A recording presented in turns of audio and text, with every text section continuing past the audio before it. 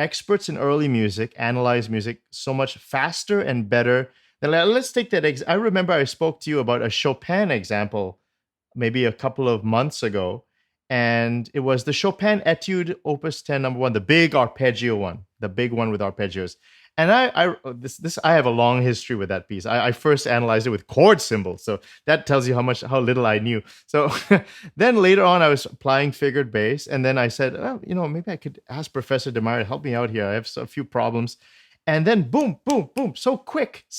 You looked at the score and oh, he's doing this. This is a 19th century composer. You're applying the same principles that you would use in Parlamento and in the 18th century so easily in the 19th century.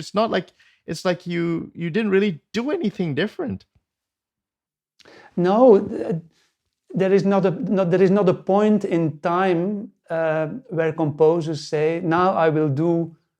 Yes, of course, in the 20th century you've had that, but the things change gradually, and it's always it's a bit of a dogma, but it makes more sense that you take something old to apply to something new than the opposite.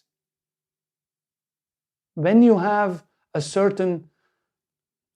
harpsichord, I have several harpsichords at home, and I play a piece by Johann Christian Bach.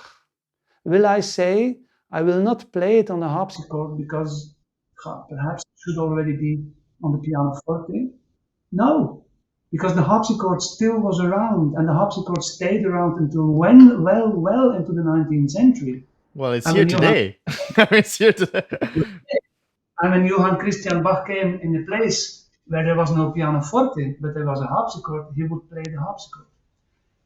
That is how they lived their lives. That is the logical approach.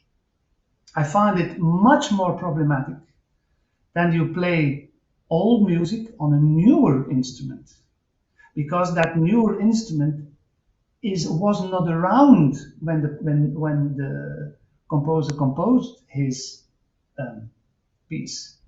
And that's the same for theoretical approaches. When you try to analyze the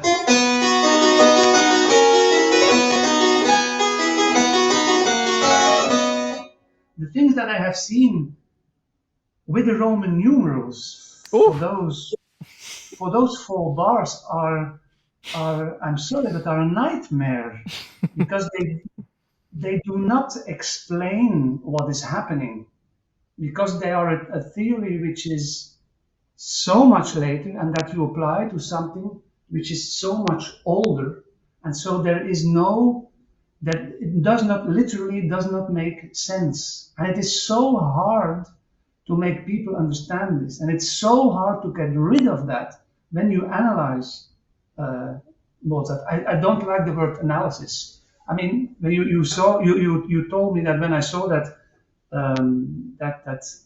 etude by Chopin, that I was quick. Yeah. But I have to be quick. I'm a harpsichord player. I'm a harpsichord player. I play continue. I improvise. It is one of those necessities that I have to be quick. And so when looking at the score, you have to be quick in your actions and your reactions. If you want to call that analysis, okay. Yeah, I think you mentioned something about that training in basso continuo, right? It makes you so fast. Absolutely. When you play basso continuo from score, your eyes scan the complete score. Even when the basso continuo is figured. When it is not figured, the only way to be absolutely sure what chords to play is that you have scanned the complete score at the moment that you have to play a chord. That's the same thing here. It is such a simple piece, but it can look a bit complicated, and it's extremely difficult to play. Don't get me wrong, but musically, it is one of the simplest. It's exactly, it's not for nothing that it is in the same key, of course. Yeah. It's a very simple concept. And so you put all the notes, instead of making them horizontal, you put all the notes, or the bass, or each or one note of the chord, you put them vertically, and you have what it is. You have the essence of the piece.